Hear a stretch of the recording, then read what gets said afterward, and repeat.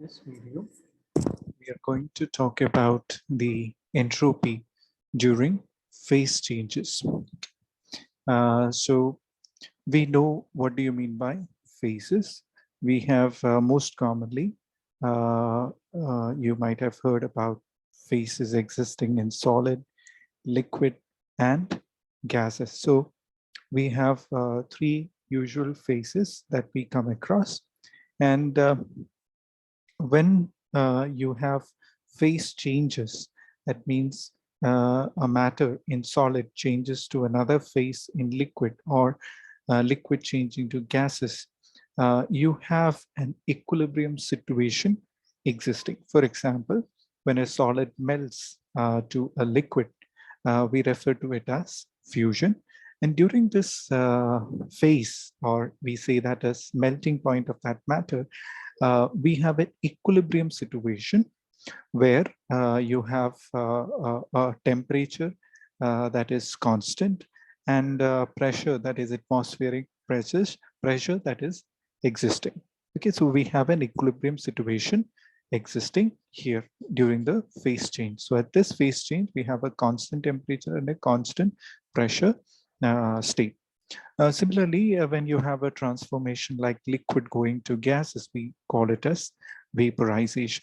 In the same manner, when you have a solid getting into a gaseous phase directly, we say that process to be sublimation. So we can have different types of phase changes. Even a solid that is able to show different types of allotropes, we can see one type of solid getting changed to another type of solid.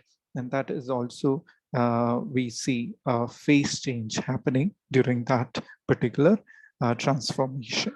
Okay, so all these is what we refer to as phase changes. Okay, so here we are going to derive a relationship that kind of help us to find out the entropy.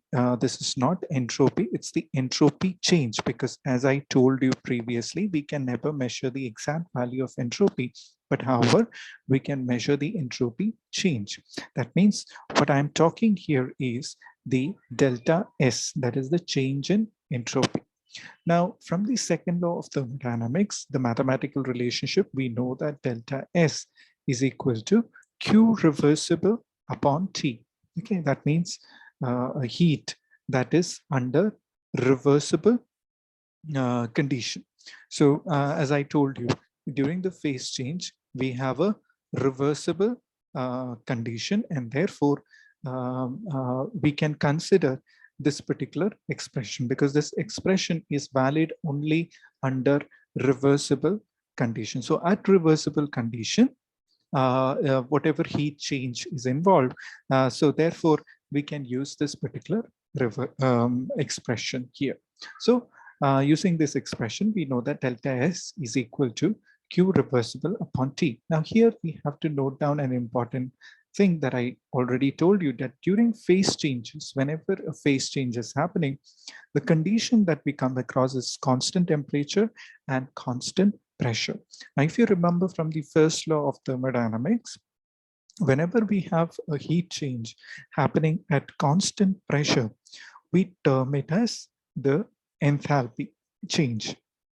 Okay, so that is why we can rewrite this expression as delta S equal to delta H upon T, which is a constant temperature. So when you say it is melting, it would be melting point. When it is boiling, it would be the boiling point. Sublimation, so it would be the temperature of sublimation. So similarly, so you can use this expression anywhere to calculate the change in entropy during a phase change. Okay, for example, here I have included the like how, if suppose you are asked in the question, please define what do you mean by entropy of fusion or molar entropy of fusion.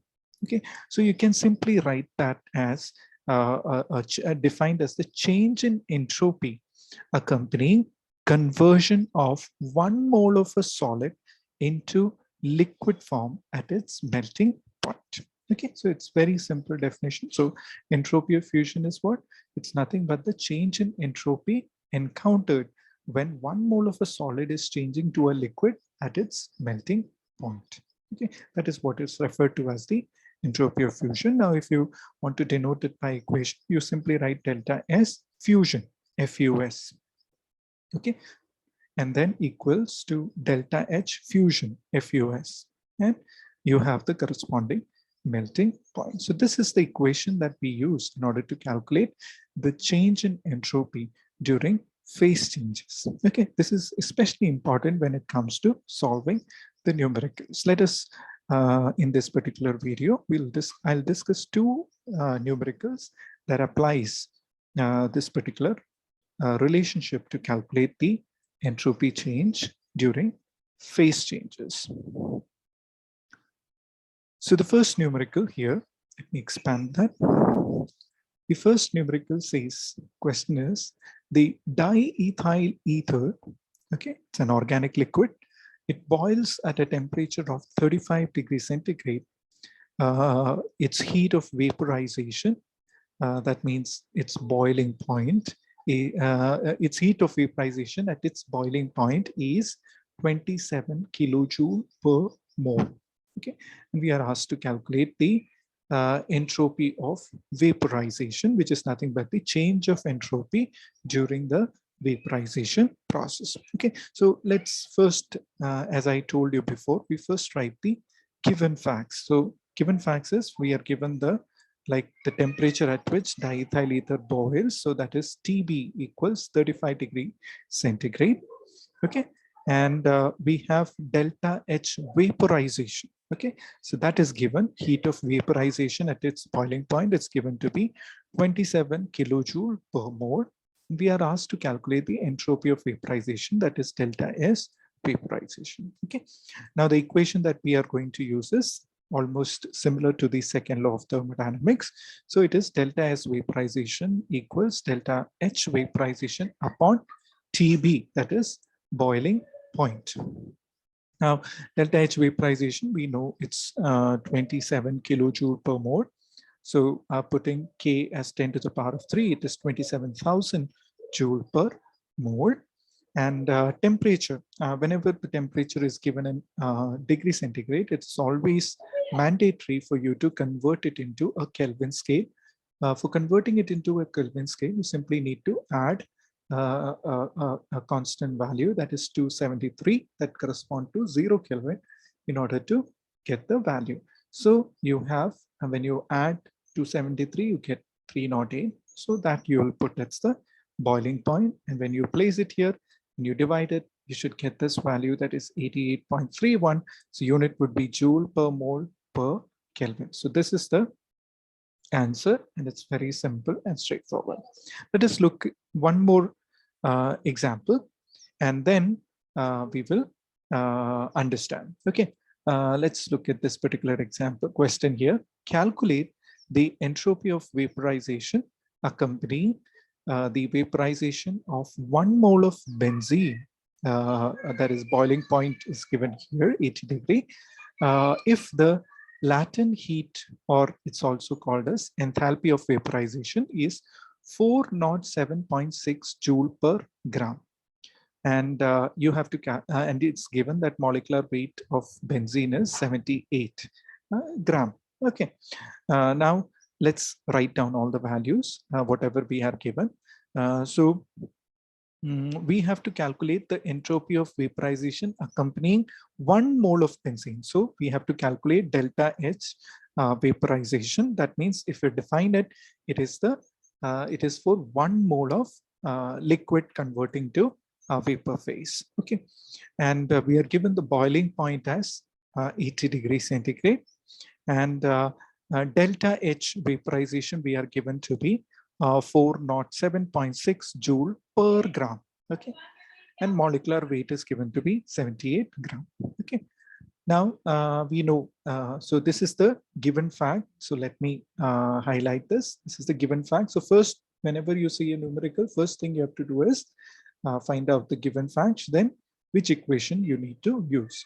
So since you are given, you have to calculate delta H vaporization, you are given delta H vaporization and TB, then you can use this particular relationship to calculate the same. But here there is a catch. What is the catch here? It is talking about delta H vaporization is joule per gram. It is per gram this much of heat. But you have to calculate for 1 mole. What is the entropy of vaporization for 1 mole is what we have to calculate. So that means you have to convert it into joule per mole. It's very simple. Okay. If you talk this, what does this mean? It means 1 gram of benzene. Okay, for 1 gram of benzene, this is the heat of vaporization. Then for 1 mole means molecular weight, that is 78 gram. So for 78 gram of benzene, how much heat of benzene? It's simply multiply with 78. It's very simple. If uh, uh, one particular candy costs this much, 10 candies cost how much? Simply multiply by 10. So similarly, 1 gram of benzene has this much of vaporization, then 78 gram means how much vaporization. So this is the value. 78 grams means it's correspond to 1 mole. So this is exactly equal to this much joule per mole. This much joule per mole, and that is what we are going to substitute here. So that is what we got. And then TB we know 80 degree. So we convert it into Kelvin scale simply by adding 273 and we got 353. We're going to substitute here and we got the value this way. So this is the expression that you should be using whenever you are asked a question on phase change. Okay, this is the equation that we are going to use to understand the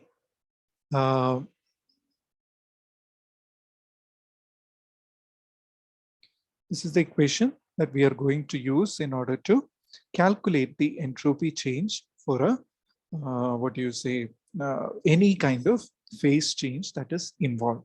An important catch here is we have replaced this Q reversible by delta H, and that is possible because every phase change involves the equilibrium situation, and the condition in those phase changes are constant temperature and pressure, and therefore, since any heat change at constant pressure, it can be equated to the delta H, the enthalpy, and therefore we can use the same for our numerical. So this expression is what we have to remember and use it for such cases. Okay, so thank you. Have a nice day.